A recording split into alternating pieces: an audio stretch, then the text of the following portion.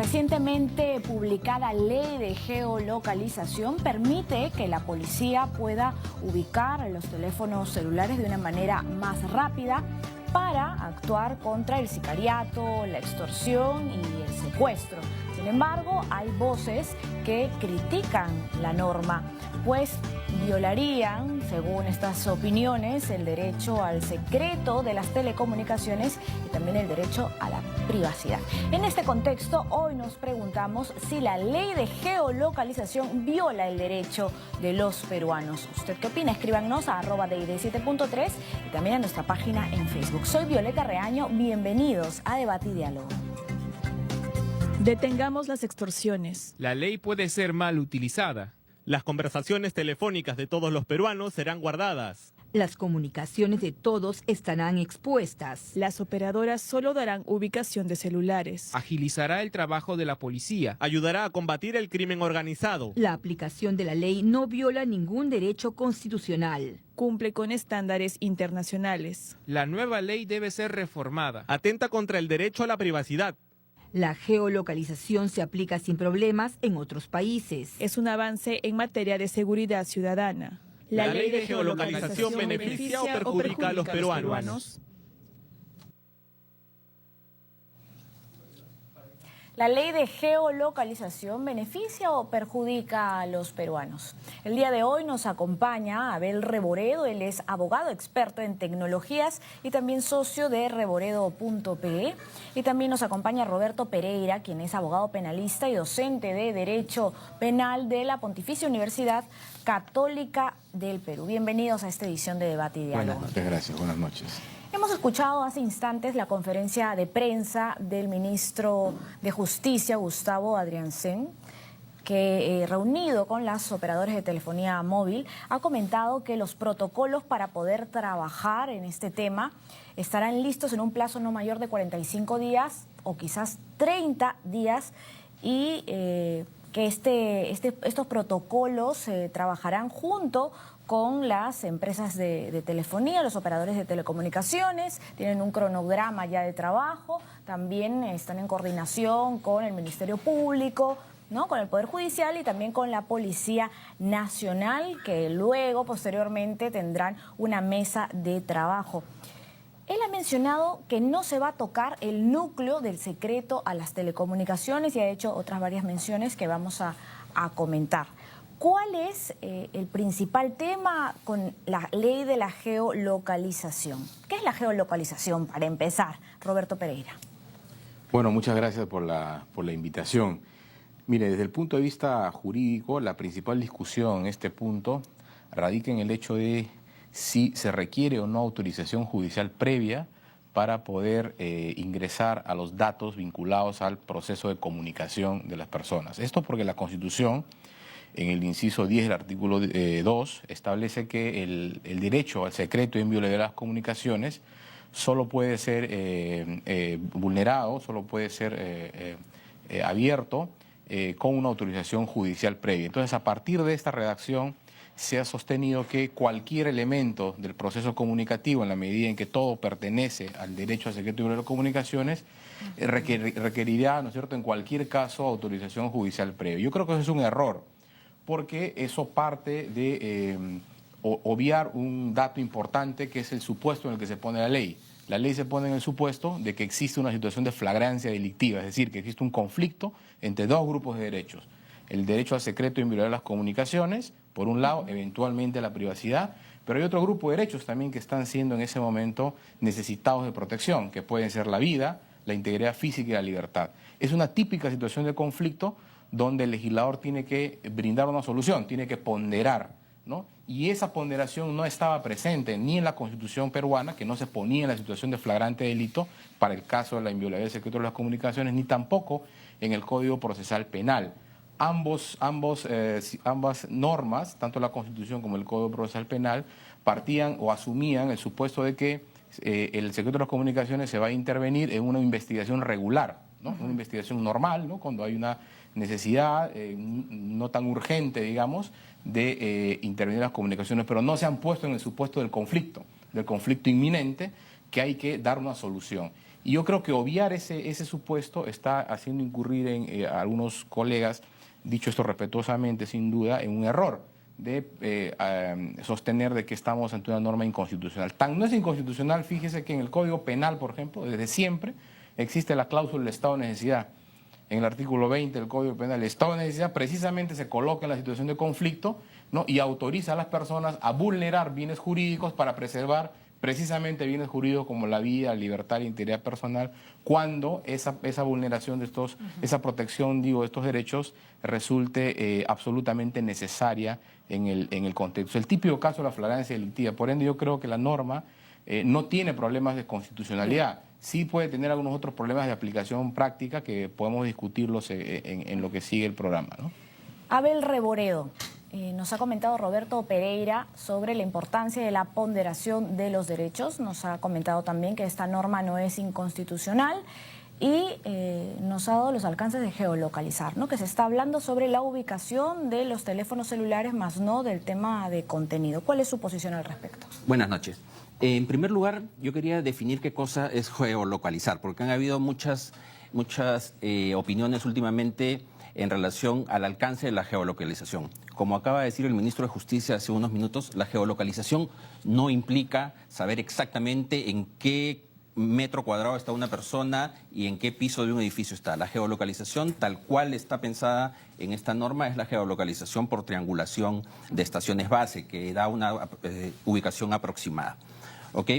Dicho esto, lo que yo quería comentar es que desde mi punto de vista esta norma vulnera el secreto de las telecomunicaciones porque no ha tomado en cuenta que el término de telecomunicaciones o comunicaciones ha variado o incluye el contenido de la misma comunicación telefónica.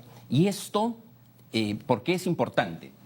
Porque cuando uno se comunica telefónicamente, no solamente la señal no solamente transmite la voz de las personas, sino transmite una serie de datos que son inclusive mucho más sensibles que aquella información contenida en la conversación. Así ha sido reconocido por las Naciones Unidas, ha sido reconocida por diversas instituciones internacionales que han puesto el grito de alerta cuando se han tratado de dar estas normas.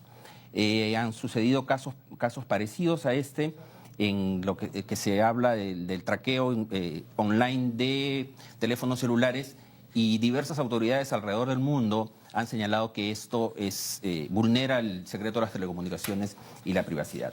Entonces, dicho esto, lo que tenemos que tener en cuenta es que el secreto de las telecomunicaciones no puede ser partido en dos supuestos o en dos ámbitos de protección. El secreto de las comunicaciones es uno solo y merece protección total.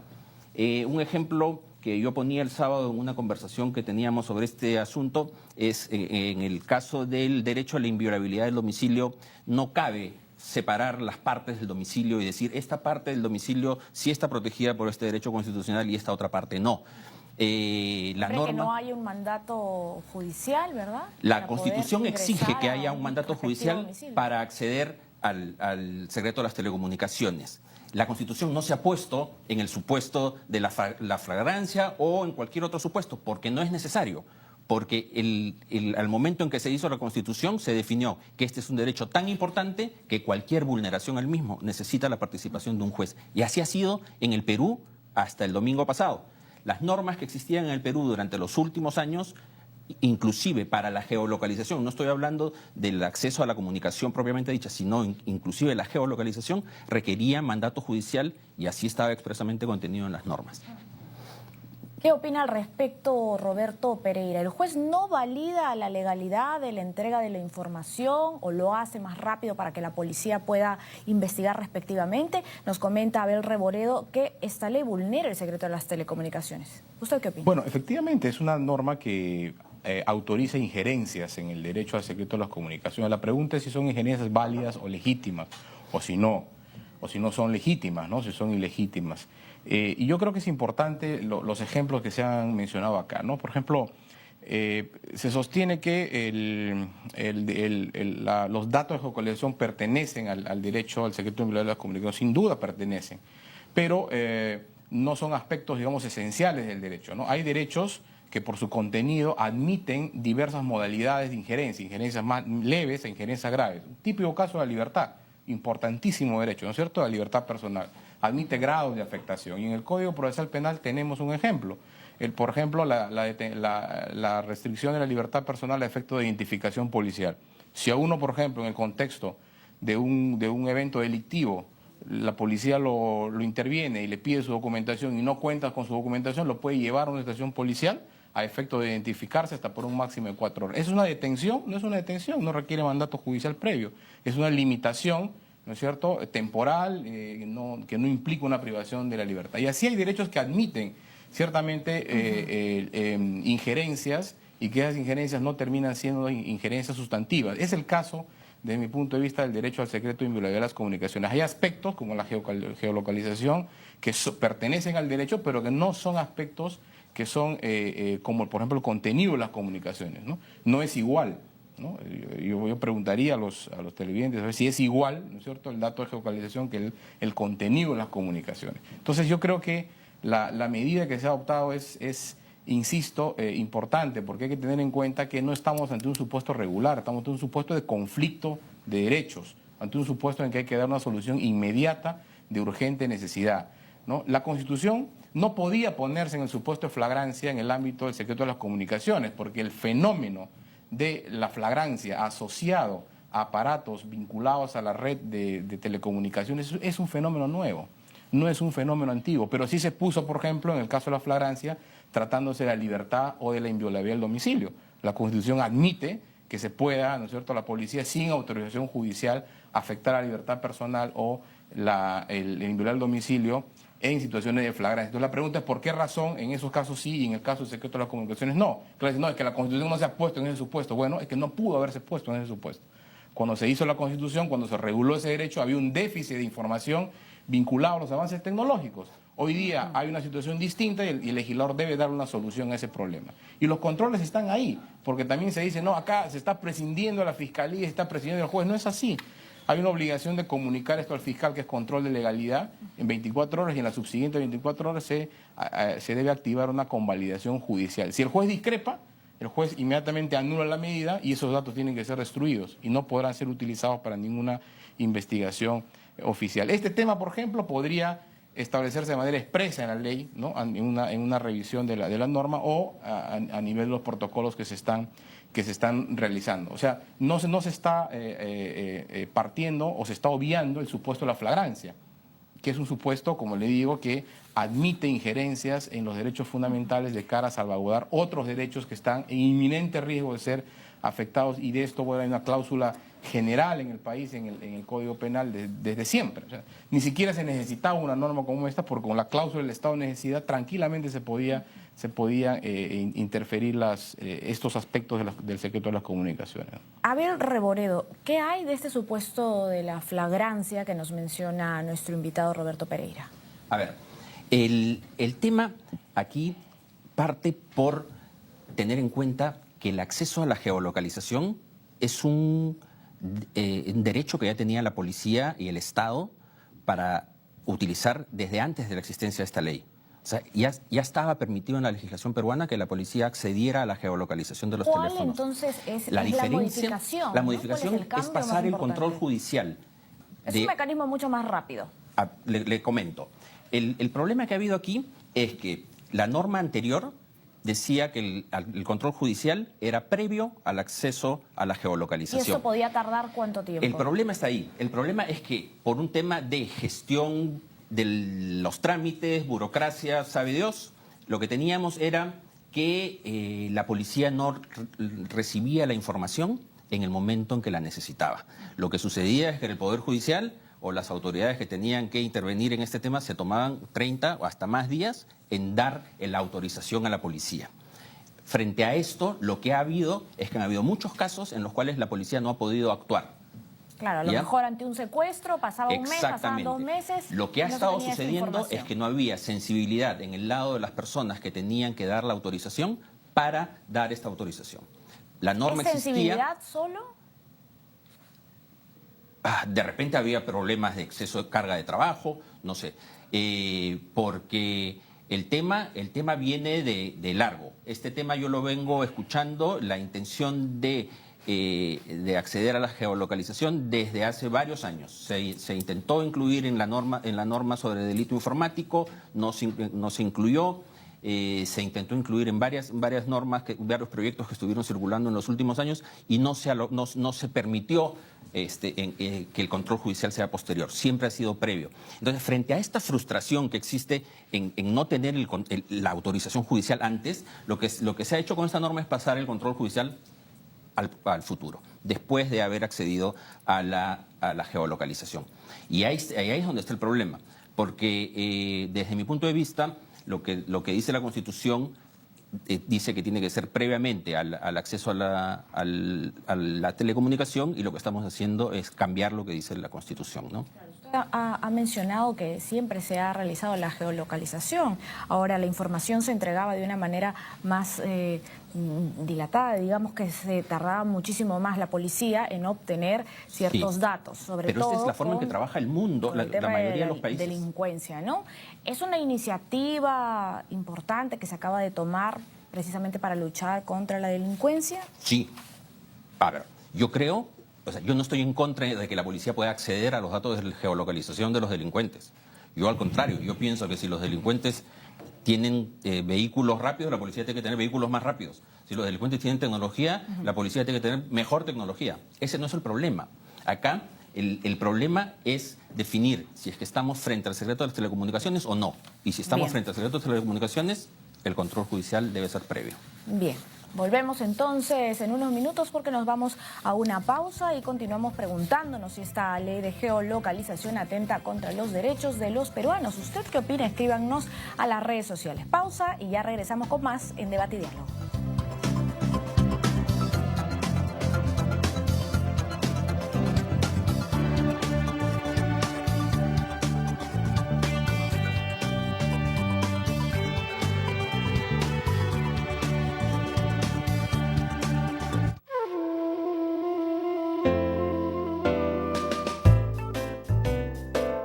Letra de Fuego, con Raúl Tola.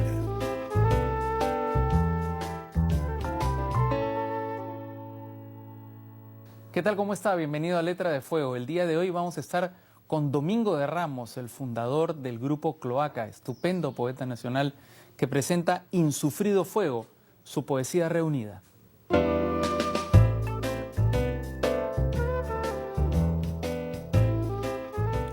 Este es un libro publicado por el Congreso de la República y se llama Insufrido Fuego, que reúne toda mi poesía a partir de 1988 hasta 2011.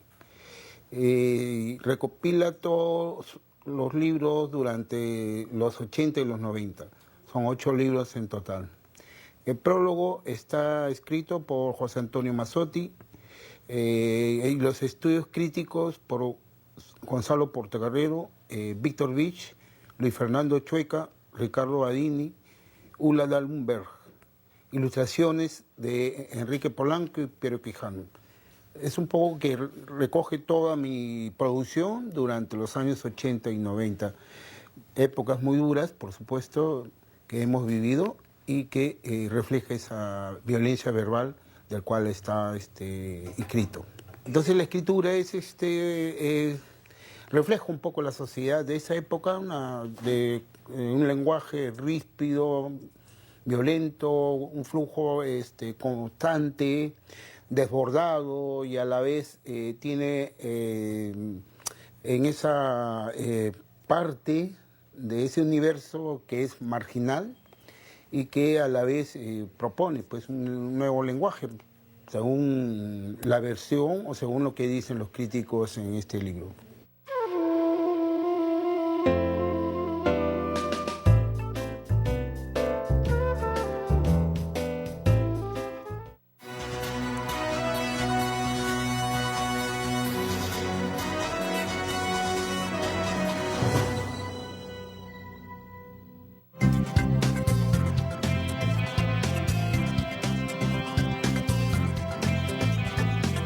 ¿La ley de geolocalización beneficia o perjudica a los peruanos. ¿Usted qué opina? Escríbanos a @DD7.3 y también a nuestra página en Facebook. Nos acompaña el día de hoy Abel Reboredo. Él es abogado experto en tecnologías y socio de reboredo.pe.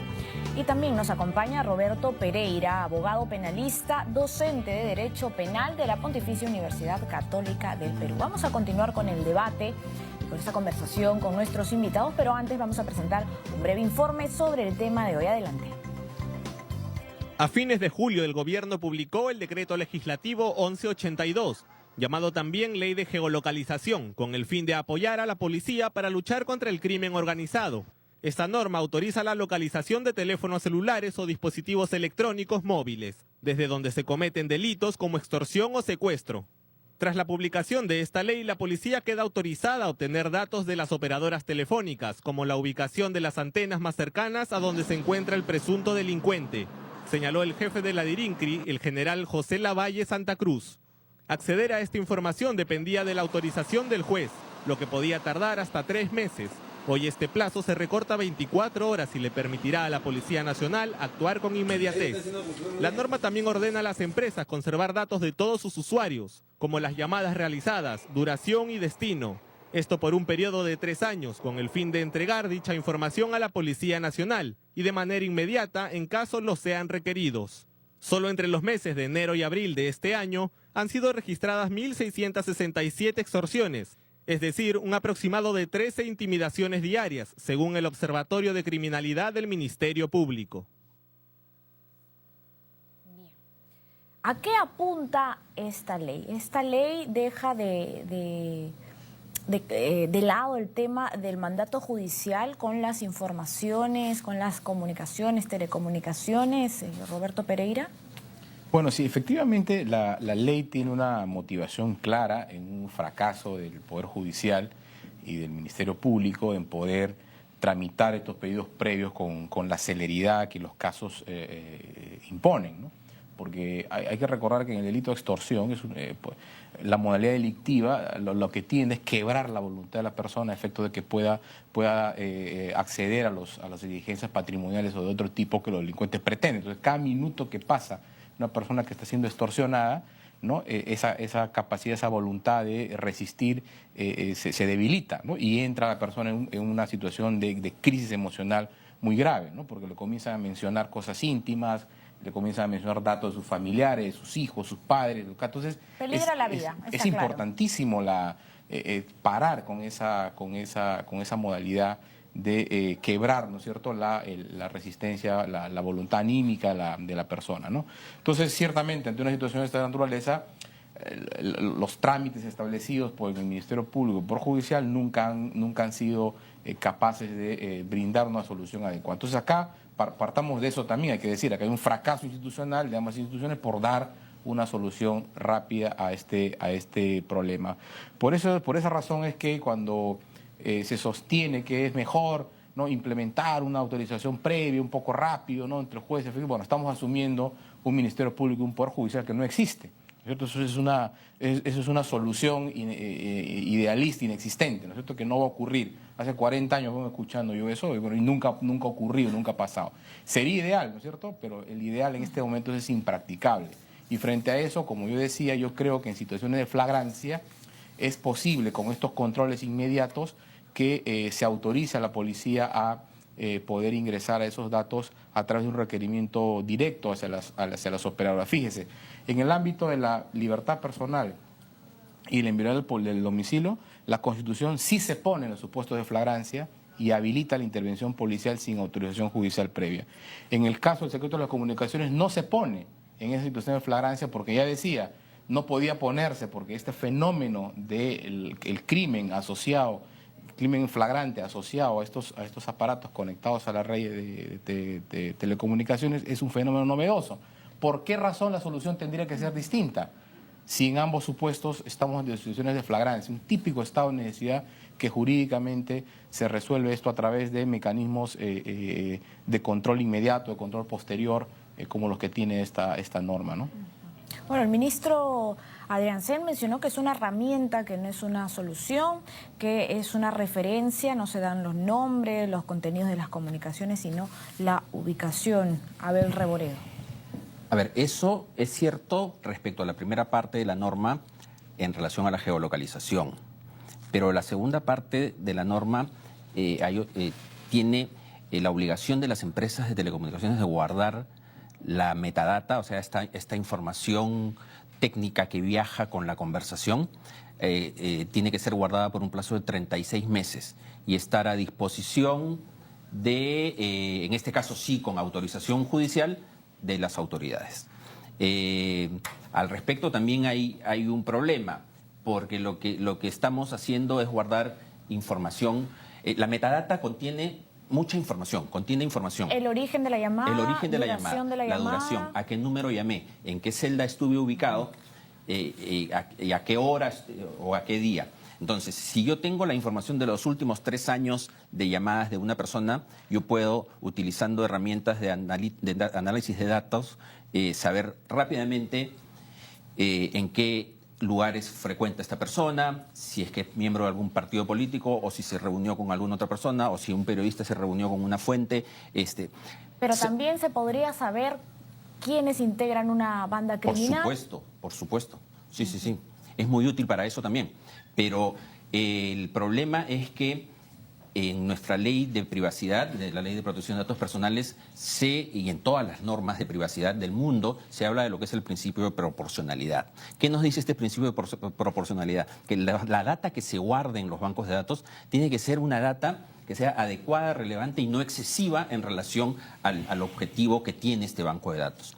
Y justamente este tipo de almacenamiento de información sin límites, digamos, porque es toda la información de todas las llamadas, de todos los teléfonos durante 3 años, ha sido reconocido como excesivo por las Naciones Unidas, por el Tribunal de Justicia de la Unión Europea, por el Observatorio de Privacidad. Hay un documento también de las Naciones Unidas que se llama Derecho a la Privacidad en la Era Digital, que nos dice que guardar tantos datos de inocentes como de culpables es un exceso que atenta contra el principio de proporcionalidad. ¿Cuál es su opinión con lo que nos acaba de comentar Abel Reboredo, Roberto Pereira? En ese extremo yo coincido básicamente porque en este supuesto sí es un supuesto sustancialmente distinto al anterior, ¿no? Acá lo que se está haciendo es autorizar a un almacenamiento masivo, ¿no? Absolutamente indiscriminado de datos durante un periodo bastante prolongado, ¿no? Y eso sí genera un riesgo al derecho de las personas a la protección de datos personales, a la intimidad eventualmente, ¿no? Aunque el ministro, según escuchamos antes de comenzar el programa, mencionó que dentro de estos protocolos se tocaría el punto de borrar, o cómo se deberían de borrar todos estos datos, esta data, esta información, luego de que ya terminan las investigaciones. Bueno, pero no sé cómo va a ser, porque la norma dice 36 meses, ¿no? Entonces, en principio, debería esto estar desde 6 meses y además le impone una obligación con consecuencias de responsabilidad a las operadoras. O sea, incurrirían en responsabilidad si es que no obedecen este mandato, ¿no? Por lo tanto, yo creo que ese aspecto debería ser mucho más discutido, ¿no? En la norma, a nivel de la norma. Un espacio puede ser el Congreso de la República al momento de revisar, porque efectivamente sí, este tipo de prácticas sí han merecido, ¿no? El cuestionamiento a nivel internacional. Ha habido casos ya donde se han pronunciado al respecto, precisamente por lo que mencionaba el doctor Reboredo, es decir, porque no existe una conexión directa con una necesidad, ¿no es cierto?, de proteger otros derechos fundamentales. Es una pesquisa, digamos, absolutamente aleatoria e indiscriminada, ¿no? Y eso sí que podría tener complicaciones de cara al secreto de las comunicaciones, a la protección de datos personales y eventualmente a la privacidad. Yo no sé si esta norma, por ejemplo, ha sido consultada con la Autoridad Nacional de Protección de Datos en el Perú, que es una dependencia del Ministerio de Justicia. Sería interesante poder escuchar, ¿no es cierto?, su opinión acerca de esta norma, dado que es la autoridad especializada en esta materia en el Estado, ¿no? Ahora, ¿la norma es perfectible, usted cree? No, toda norma es perfectible, siempre y cuando haya voluntad política y buena fe, digamos, ¿no? Y de eso se trata, ¿no? De debatir para poder alcanzar una norma que efectivamente se cumpla con la finalidad, porque acá todos estamos de acuerdo en la finalidad, digamos, del legislador, en este caso el Poder Ejecutivo. De lo que se trata es de cómo aseguramos niveles controlables de los eventuales riesgos que esta norma podría generar en un ámbito además muy novedoso y muy cambiante como es el ámbito de la tecnología y las comunicaciones, ¿no? Yo quería hacer un pequeño comentario. Cuando regresábamos del corte, usted hizo una pregunta si esta norma beneficiaba o no beneficiaba a los peruanos. Que es la pregunta en Es la realidad pregunta, inicial, ¿no? ¿no? Beneficia, y para terminar este bloque vamos a hacer la pregunta y tenemos muy poquito tiempo. ¿La ley de geolocalización beneficia o perjudica a los peruanos? Tal como está, no beneficia. La misma pregunta.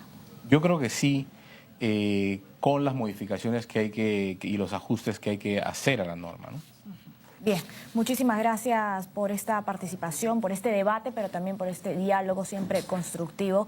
Gracias a Abel Reboredo, abogado experto en tecnologías y socio de reboredo.pe. Y muchísimas gracias a Roberto Pereira, abogado penalista, docente de Derecho Penal de la Pontificia Universidad Católica del Perú. Y ahora sí, nos vamos a una brevísima pausa, pero ya regresamos con Debate y Diálogo.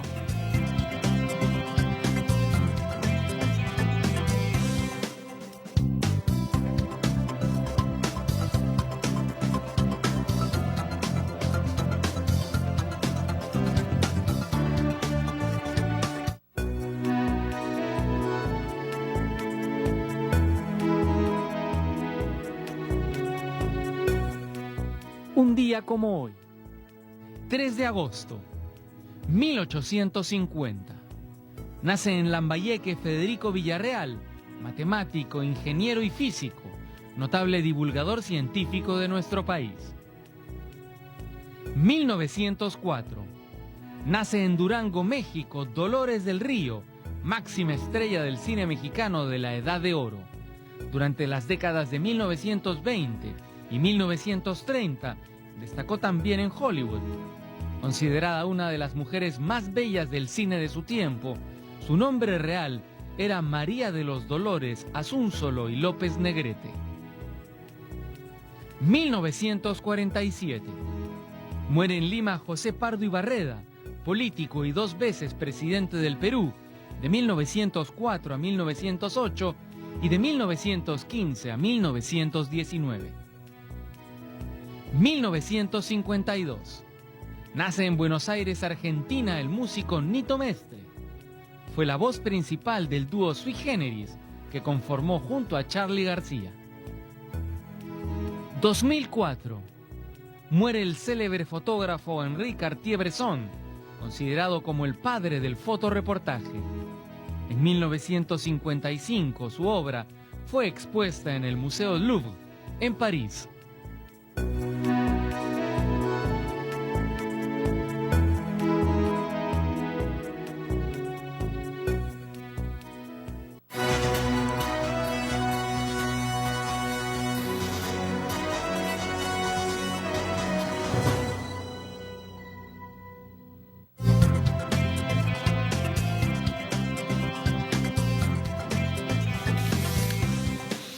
¿La ley de geolocalización beneficia o perjudica a los peruanos? Escríbanos a las redes sociales.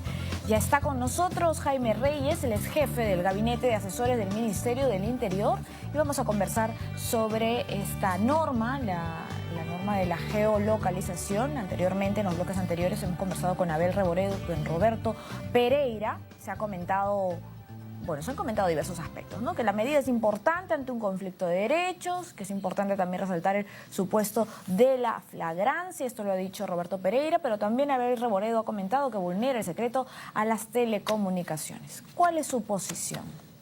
¿A qué apunta esta ley de geolocalización? ¿Es importante? ¿Beneficia? ¿Perjudica? Buenas noches, Violeta, y muchas gracias por la invitación. Creo que es importante señalar que las tecnologías de la información, uno de los elementos de las tecnologías de la información es los teléfonos. Y los teléfonos hoy en día forman parte de nuestra vida diaria. Lo usamos para muchos aspectos y no disponemos de los teléfonos. Pero también es usado por los delincuentes para extorsionar a las personas, a los ciudadanos. ¿Cuáles son esas modalidades que utilizan normalmente? Primero, muchas veces te dicen que te han contratado, lo han contratado a una persona para que matarlo y en todo caso van a incumplir el contrato y piden un dinero de por medio. En otras oportunidades, amenazan con publicar información en la red, en la web. Claro, hay Otras sicariato, existen este y tipo de meten chantajes. inclusive granadas, etc. Entonces hay una serie de modalidades. Frente a esos hechos, el ciudadano, ¿qué es lo que hace? Va, acudiendo con una comisaría, una unidad policial y realiza una denuncia. El problema es que el policía lo toma la denuncia, pero no tiene mecanismos ni legales ni operativos para poder capturar en flagrancia delictiva a este delincuente. Entonces, pero la tecnología también nos ayuda, los celulares nos ayudan, la tecnología nos ayuda para poder utilizarlo en la lucha contra la delincuencia y lucha contra el crimen organizado. Entonces, eso es un poco el tema, eso es lo que ha llevado al Ejecutivo a dictar este decreto legislativo, el 1182. Este decreto da una herramienta a la policía para poder detectar, para poder geolocalizar los teléfonos móviles que están siendo utilizados para extorsionar y capturar en flagrancia delictiva. No tiene que ver con la interceptación de las telecomunicaciones. Claro, hay una diferencia. No tiene que ver con el contenido de las telecomunicaciones. Esta norma protege los datos. Lo que pasa es que hay una serie de condiciones en las cuales se tiene que aplicar esta norma. Entonces, como señalaba, por ejemplo, si una persona hace una denuncia, acude a una unidad policial, esta unidad policial encargada de la investigación, ¿qué hace? Verifica primero que sea en delito flagrante, la flagrancia. Eso es muy importante. Segundo lugar, que la sanción, la pena, sea mayor de 4 años. Y tercero, que el dato de geolocalización sea importante para la investigación. E inmediatamente, paralelamente, da cuenta al fiscal y solicita a una unidad especializada de la Policía Nacional. ¿Que esto anteriormente cuánto podía demorar? Finalmente, para que se tenga este permiso de acceder a la geolocalización, acceder a esta ubicación de los teléfonos móviles. Perfecto, Violeta. Entonces, llega la unidad, esta unidad inmediatamente verifica quién ha solicitado y pide a las operadoras la geolocalización, es decir, las coordenadas en donde se encuentra este teléfono que está siendo utilizado para la extorsión. Mientras que la información va fluyendo, porque hay una inmediatez, hay flagrancia delictiva, el policía encargado de la investigación inmediatamente pide la convalidación. Es decir, pide al fiscal, hace un informe, pide al fiscal, el fiscal al juez, y el juez va a convalidar. O puede denegar o puede convalidar. Es decir, se le reviste de la legalidad a la medida. Lo más importante es la inmediatez para poder capturarlo en flagrancia delictiva. Claro, antes, eso es lo que se requiere. ¿Cuánto tardaba este procedimiento? Antes de esta norma, antes de... Lo que sucede es que no ha existido norma, no hay norma legal para estos supuestos. Lo que existía, lo que existe es marco legal para las interceptaciones de telecomunicaciones, para el contenido de las telecomunicaciones y pedir la información adicional, pero que se demoraba muchas veces 3, 4 meses inclusive, entonces era un tiempo bastante complejo. Eso se ha ido modificando con el Código Procesal Penal, las leyes contra el crimen organizado y así sucesivamente. ¿Usted cree que era necesaria esta ley de geolocalización? Yo considero que es muy importante porque es una herramienta a la policía para poder luchar contra la criminalidad y poder capturar en flagrancia delictiva. Y para que nos entiendan los ciudadanos. Es decir, flagrancia delictiva significa el delincuente que se le encuentre en las manos de la masa. Entonces, para esa herramienta, no viola ningún derecho constitucional, ningún derecho fundamental. ¿Por qué? Porque para poder detener a una persona solo puede ser, según la Constitución, por mandato judicial. Pero si está en flagrancia, la policía sí tiene esa competencia para poder capturarlo, para poder detenerlo, 24 horas. Asimismo, por ejemplo, si hay flagrancia, si alguien se mete a un domicilio, también está contemplado esa posibilidad. Entonces, la norma tiene una serie de candados, de mecanismos para poder proteger esa información. Por ejemplo, ¿qué le parece si nos vamos a una pausa y luego nos comenta cuáles son estos candados para proteger la información y lo vamos detallando un poquito más? Nos vamos a la pausa entonces en Debate y Diálogo, pero ya regresamos con más sobre este tema, la ley de geolocalización.